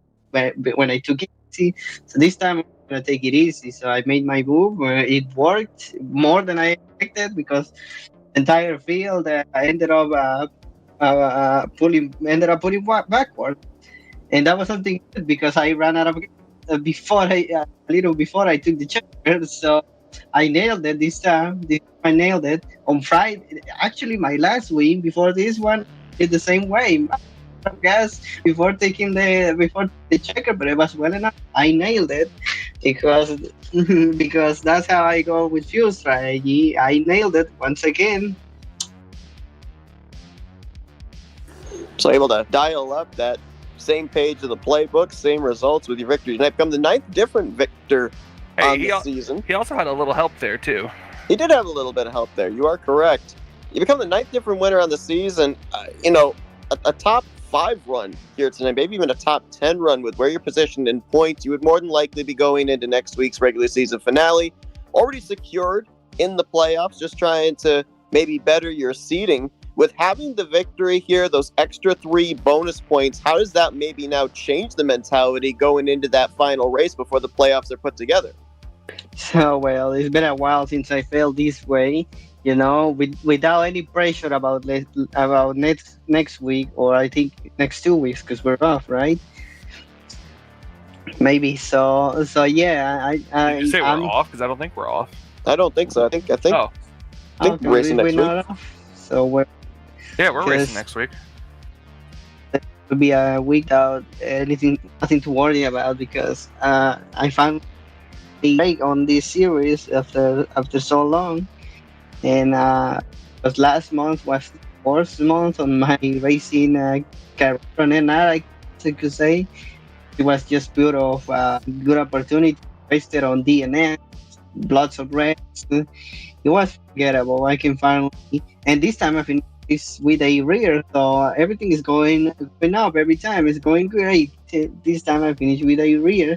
It's gonna help me on points, and man, and not only that, but in real life, I'm also trying to get some upgrades. I'm about to say goodbye to this old wheel that Sean Dodson gave me. It has given me a lot of memories and lots of wins as well. 40 wins. So we're gonna end up. This wheel is gonna finish the 40th win. This is as far as it can get, and I guess I'm gonna have to say bye, or maybe thanks for everything. Well, there you go. That wheel giving you 40th career victory, a big win here tonight. Pretty much, I think it's safe to say that even a good finish would have done so, but now this solidifies you into the playoffs this season. Still one race to get through before that points reset, and we find out the 16 drivers that will battle for this season's championship. But great to see you back in victory lane. We'll let you get back to your celebrating here in a moment, but first, floor is yours, Ulysses, for victory lane. Thank you, sponsors, and shout-outs. Well, first of all, a big huge shout out to Sean Dodson. He when I wanted to get started with wheels, he offered me his old G27, and he just I just had to pay the shipment. He gave it to me, and this has given me a ton of wins. I learned a lot with a wheel. It really made from keyboard to wheel. But now it's time to say goodbye to the old to the old gear wheel and go to a direct drive type of wheel next time. We'll see how it goes. I guess I have next week to I got 2 weeks to prepare, right, for the chase. So the next week I'm gonna start. I'll see if I can get used to the new wheel, the new sensations, new this, new that. And lastly, a big shout out to Mama Sandoval. Her birthday is tomorrow, and there's plans coming up. So I'm gonna have to get ready, and especially I'm gonna have to go to sleep because I gotta wake up really early. I wouldn't want to catch her by surprise. Well, Ulysses, congratulations on the job well done here tonight, finding just enough fuel to get yourself to the start-finish line, pick up this first checkered flag of season 68. Go and enjoy it, and enjoy this upcoming final race as you get yourself prepared for the postseason. I want to clear one thing. He had enough fuel after he crossed the line. He just didn't. He was able to do one donut, and then he ran out. Yeah. Oh yeah. But I was Still starting lucky. to lose speed. Thank you. See you guys next time. See ya, Ulysses. Yeah, it's Ulysses Sandoval. Happy 4th of July. Yes, indeed. 9th different winner on the season. And a big question mark on whether we're going to go perfect 10 for 10 next week. And while we're handing out shout-outs, I just want to give a personal shout-out here to Jack Mitchell he was going to fill in for Kyle here tonight. Ended up having to wear a couple of hats with yours truly having the power outage. And normally Blaine ends up doing the producer side and doesn't really have to worry about the commentary side for most of the entirety of the race. But appreciate him stepping into the commentator and producer role here tonight as well. You guys did a heck of a job. Yeah, Well, shout out Seth, to maybe Blaine, you should have that's just turned your power back on. I know, right? I should have just gone and Yeah, maybe fixed the transformer for the power company. I If might have only he had could get been down there quicker. I know nothing Yeah. about electricity, but Oh, I I'm might have sure gotten it's it done not that quicker than hard. If them. only he I'm could sure get it's not down that there hard. and put out the fire himself and then fix it by I himself. bet you, you know, I bet you probably just had to flip a switch. made You life a know, lot I easier. might have. You know what's funny is I've actually watched people do that, and a lot of times all it is just flicking a switch.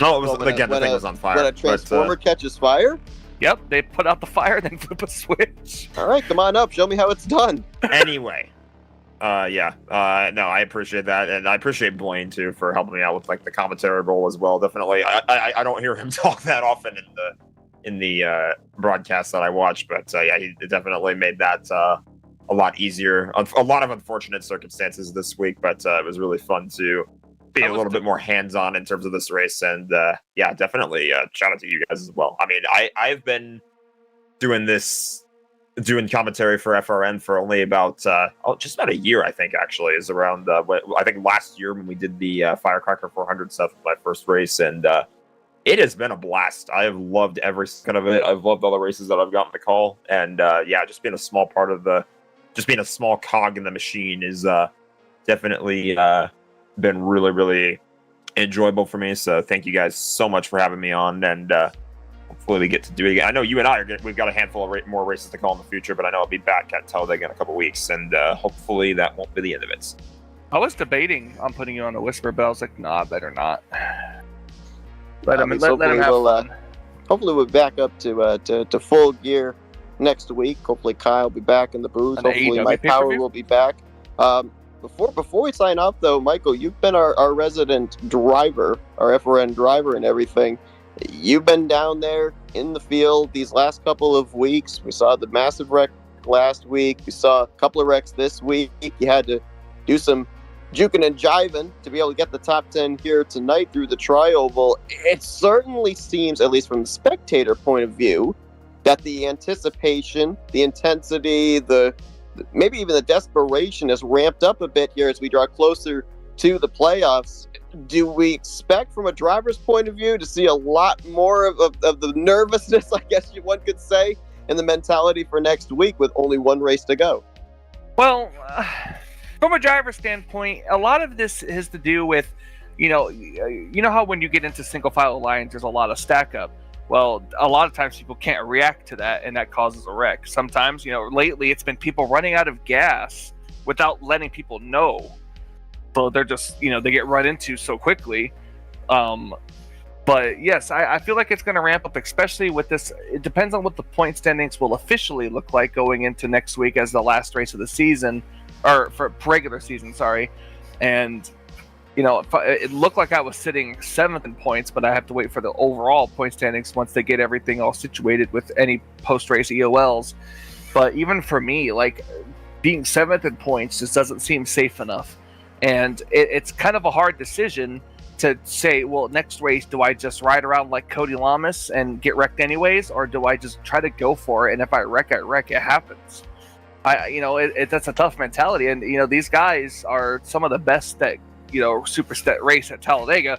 So while it is frustrating at sometimes, especially being left out to dry, which happened to me once, it's all about finding a right spot. Like I think I got saved with that caution coming out when we were doing green flag pit stops because I forgot to uncheck my tires. So I think that in a way saved me a little bit. But yeah, I feel like it's going to be ramped up pretty good, especially going into the final race of the regular season. Certainly going to be a lot of lines to follow with only 66 laps in between drivers and a chance to fight for the championship. That regular season finale going to be taking place next Thursday night, 9 p.m. Eastern Standard Time. So hope everybody will join us for that. Appreciate you joining the coverage here tonight of the continuation of the 68th season of the Run Thunder Gaming Talladega Challenge Series. Again, tremendous thanks to Blaine Donald, Jack Mitchell, making this thing happen here with all the technological problems that we had to deal with just about an hour before this went live. You guys watched it live here on Tarnation TV. You'll see the replay of it hopefully tomorrow, uploaded on the Flat Out Racing Network side. And you'll see the simulcast on both channels of the regular season finale next week. But for Jack Mitchell, Blaine Donlin, Michael Norman, I'm Seth Cole. Thanks for spending your Thursday night with us, folks, as you've been watching another broadcast here on Tarnation TV. Another production of the NNSCRA. And I'm hoping Blaine is here.